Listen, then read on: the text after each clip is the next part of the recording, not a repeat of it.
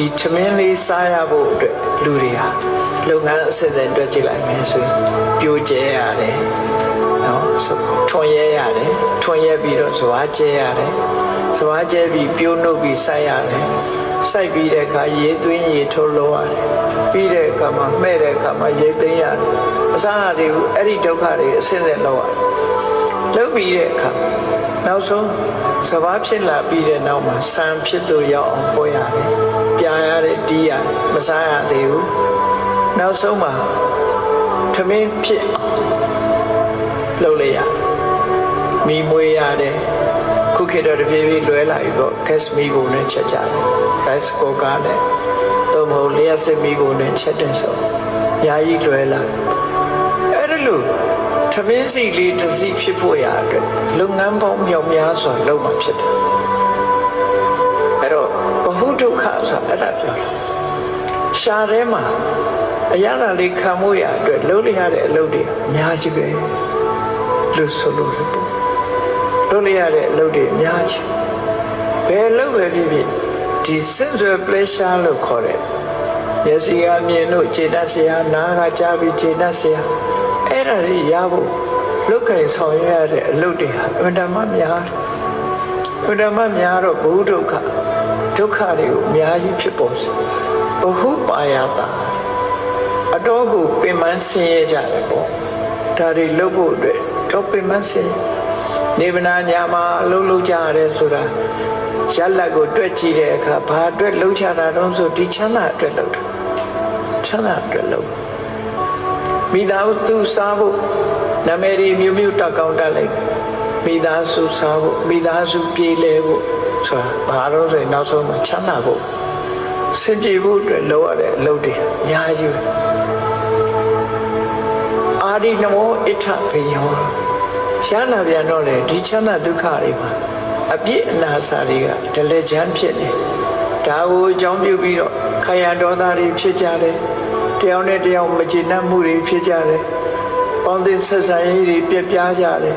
ရလိုမှုနဲ့ချင်းများကြတယ်ရုံပြင်ကနာရောက်ကြတယ်တရားစွဲကြတယ်ဆိုကြတယ်ဒီချမ်းသာတစ်ခုအတွက်လူတွေဟာဘယ်လောက်ရုန်းကန်ကြရတယ်လဲလောကကြီးကနာမည်တွေမျိုးမျိုးတတ်တော်လဲပဲကာမတုခအတွက်လူတွေဟာရုန်းကန်ပြီးဒီကနေ့ကဘာမှာစစ်ပွဲကြီးတွေဖြစ်နေတာလည်းပဲကာမတုခအတွက်စစ်ဖြစ်နေတာသာဖြစ်တယ်ကိုယ့်ရဲ့ခြေနှက်မှုကိုယ့်ရဲ့အနေထားမှုပိုင်ဆိုင်မှုတွေနဲ့ပတ်သက်ပြီးတော့လည်းပဲဒီစစ်ပွဲကြီးတွေဖြစ်နေအဲ့တော့ဆင်းရဲဒုက္ခကိုများစွာပေးလို့ဒီကာမဒုက္ခသည်ဘဟုဒုက္ခဘဟုပါယတာသို့သောလောကလူသားတွေကဒါသည်ပင်လေအမြတ်ဆုံးချမ်းသာအဖြစ်တမက်တမောရှာဖွေပြီးတော့နေကြတာဖြစ်တယ်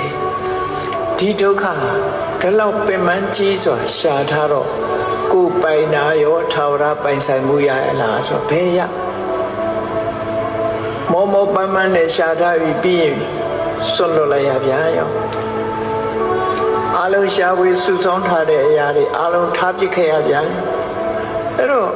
ပင်ပန်းဆင်းရဲမှုတွေဖတ်တင်ပြီးဒီကာမတုခဆိုတဲ့အရာဟာပင်ပန်းမှုတွေဆင်းရဲမှုတွေအပြစ်တွေနဲ့ရောထွေးပြီးတော့နေတဲ့ချမ်းသာဖြစ်လို့ကရုဏာကဘာမှာဒီချမ်းသာမျိုးဟာတန်ဖိုးရှိတဲ့ချမ်းသာမျိုးဖြစ်မလာသေးဘူးဒီမှာရင်လမ်းဆုံးနေမယ်ဆိုလို့ရှိရင်တော့အမြတ်ဆုံးသောချမ်းသာကိုရနိုင်ကြမှာမဟုတ်ဘူးဒီတဲ့ကောင်းတဲ့ချမ်းသာရှိသေးလားရှိတယ်အဲ့ဒီချမ်းသာကဘာတော့ဆိုနိက္ခမဒုက္ခနိက္ခမဒုက္ခဆိုတာခုနပြောတဲ့ sensual pleasure ဆိုတာတွေကိုမိတ်ထားလိုက်တယ်ကာမဒုက္ခတွေကိုစွန့်လွတ်လိုက်တယ်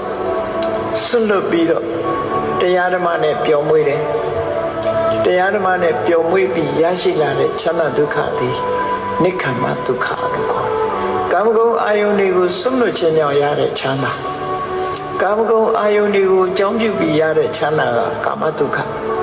ကာမဂုဏ်အာယုန်တွေကိုစွန့်လွတ်လိုက်ခြင်းကြောင့်ရရှိလာတဲ့ချမ်းသာကနိက္ခမဒုက္ခလို့ခေါ်တယ်အဲ့ဒီနိက္ခမဒုက္ခစိတ်နှလုံးအေးချမ်းမှုကိုဖြစ်ပေါ်စေသို့သော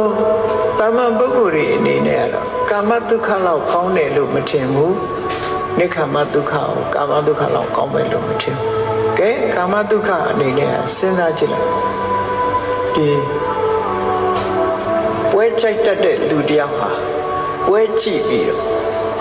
စူးစူးညံညံပွဲကြည့်တယ်အတန်လေးနားထောင်ပြီးတော့ပြောတယ်သို့တော့တရားဓမ္မနဲ့နှလုံးသွင်းပြီးတော့စိတ်နှလုံးအေးချမ်းမှုကိုရှာဖွေတဲ့ပုဂ္ဂိုလ်ဟာအဲ့ဒီလိုပွဲလန်းသဘင်ကိုမကြိုက်တော့မျက်စိထဲမှာလည်းပွဲလန်းသဘင်ကိုမျက်စိအနေနဲ့လည်းမကြည့်ချင်ဘူးနားထဲကလည်းဆူတယ်ဆိုပြီးတော့နားထောင်ခြင်းအေးချမ်းစွာတရားနှလုံးသွင်းပြီးတော့နေတဲ့ပုဂ္ဂိုလ်တို့ဆူညံတန်သည့်အနှောင့်အယှက်တစ်ခုဖြစ်လာတိတ်ဆိတ်ငြိမ်သက်မှုဟာသူ့အတွက်မှာချမ်းသာဒုက္ခအရာဆုံးပဲဖြစ်အဲ့ဒီချမ်းသာဒုက္ခနှစ်ခုနှိုင်းယှဉ်လိုက်ပဲဆိုရင်ကြိုက်တဲ့ပုံစံချင်းကမတူကြဘူးပွဲကြိုက်တဲ့လူကစူးစူးညံညံမှကြိုက်တယ်တရားသဘောနှစ်သက်တဲ့မြန်လို့တဲ့ပုဂ္ဂိုလ်ကတိတ်ဆိတ်ငြိမ်သက်တာကိုကြိုက်တယ်အဲ့ဒီလိုနေကြတဲ့အထက်မှာဘယ်ချမ်းသာကခံစားရတာတည်ငြိမ်အေးချမ်းတယ်လဲလို့ဆိုရင်တရားဆိုတဲ့ဓမ္မဒုက္ခခံစားရတာတည်ငြိမ်အေးချမ်းပွဲဆိုတာပြီးသွားပြီးရင်ကြာလို့ရှိရင်ဝက်သားစားရတယ်လို့ပဲအေးလာတဲ့အခါလှည့်မကြည့်ချင်တော့တဲ့အနေအထားမျိုးဖြစ်ပေါ်စေတရားကြတော့အဲ့ဒီလိုဤသွားတယ်လို့မရှိဘူးအေးချမ်းမှုငြိမ်သက်မှုဆိုတာဘယ်ခါပဲဖြစ်ဖြစ်စိတ်နှလုံးကိုဆွဲဆောင်ပေးနိုင်တဲ့အလားတိတ်ဆိတ်ငြိမ်သက်မှုရဲ့အရသာဟာဘယ်တော့မှဒီလူကိုဤပြီးတော့ရင်းငွေသွားစေတာမျိုးမရှိဘူးကာမဒုက္ခတွေကြတော့ဒီခံစားရပြီးတဲ့အချိန်လေးမှာပဲမကြခင်လေးမှာညင်းငွေသွားတတ်တယ်ညင်းငွေသွားပြီးတော့လုံးဝဆက်ဆုပ်ရရှာပွဲအနေထားမျိုးထိအောင်ရောက်သွားအဲ့ဒီမှာတည်းပဲကာမဒုက္ခနဲ့နိက္ခမဒုက္ခအလုံးကွဲပြားခြားနာသွားတယ်စိတ်နှလုံးအေးချမ်းငြိမ်သက်စွာမိမိခန္ဓာကိုယ်မှာရှိတဲ့ထွက်လေဝင်လေလေးကိုမှတ်ပြီးတော့တိတ်ဆိတ်ငြိမ်သက်စွာတမာရီစွမ်းအားလေးနဲ့ကိုယ်တီလာလေးကိုကိုယ်နှလုံးသွင်းပြီးတမာရီစွမ်းအားလေးနဲ့ဒီလိုတရားနှလုံးသွင်းပြီးနေလဲရတယ်ဖရာအာယုပြုပြီးတော့နေလဲရတယ်ဆိုတဲ့ချမ်းသာဒုက္ခဟာနော်တဏှာကြီးခံစားလို့လည်းမဝဘူးနှစ်နာရီခံစားလို့လည်းမဝဘူးအင်တန်မှဒီအေးချမ်းငြိမ်သက်တဲ့ချမ်းသာမျိုးဖြစ်လို့ကာမဒုက္ခသည်ချမ်းသာလို့ခေါ်ရတော့လေအများဆုံးချမ်းသာမဟုတ်ဘူးနိက္ခမဒုက္ခသည်ကာမဒုက္ခတဲ့ပို့ပြီးတော့မြတ်တယ်ဆိုတော့ကရုဏာကဘာမှာကာမဒုက္ခတဲ့အရှင်းမြင့်တဲ့နိက္ခမဒုက္ခဆိုတာကိုရအောင်လုပ်ကြမှာဖြစ်တယ်ပေါ့ကာယကဒုက္ခလို့ဆိုတဲ့နေရထိုင်ရခန္ဓာကိုယ်မှာရရှိလာတဲ့ချမ်းသာဒုက္ခတဲ့စေတသိကဒုက္ခလို့ဆိုတဲ့စိတ်ချမ်းသာမှုကိုရတယ်နိက္ခမဒုက္ခလေးစေတသိကဒုက္ခတွေမှာပါတယ်စိတ်ချမ်းသာလာပြီဆိုလို့ရှိရင်တော့ကိုယ်လည်းချမ်းသာမှုဖြစ်ပေါ်လာ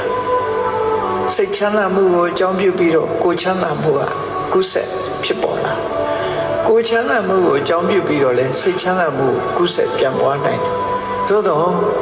ဒီချမ်းသာနှမျိုးထဲမှာစိတ်ချမ်းသာမှုကပို့ပြီးတော့အထီးကကြစိတ်ချမ်းသာပြီဆိုလို့ရှိရင်ဉာဏ်နဲ့ချမ်းသာဒုက္ခတွေတဲ့ပို့ပြီးတော့တမိုးရှိတဲ့ချမ်းသာဒုက္ခကိုရရှိသွားတာဖြစ်တယ်ပေါ့အေးနိက္ခမဒုက္ခလို့ခေါ်တယ်ကာမဂုဏ်အာယုန်တွေကိုစွန့်လွတ်လိုက်ပြီးတဲ့အခါမှာတရားဓမ္မနဲ့ပျော်မွေ့လို့ရရှိလာတဲ့ချမ်းသာဒုက္ခသည်နိက္ခမဒုက္ခအဲ့ဒီနိက္ခမဒုက္ခသည်စိတ်နှလုံးကိုအေးချမ်းစေနိုင်သောကြောင့်ဥပတမဒုက္ခဘယ်တော့မှတင့်တယ်အာရမှုမဖြစ်ဘူးညင်းငွေသွားတာလည်းမရှိဘူးဒါကြောင့်မို့တရားထိုင်တဲ့ပုဂ္ဂိုလ်တွေကစက်တိုက်တရားနှလုံးသွင်းပြီးဒီတရားနှလုံးသွင်းရတဲ့အရာသာဟာနောက်ပိုင်းမှာဘာနဲ့မှမလဲနိုင်တဲ့အရာသာမျိုးဖြစ်လာတယ်ပေါ့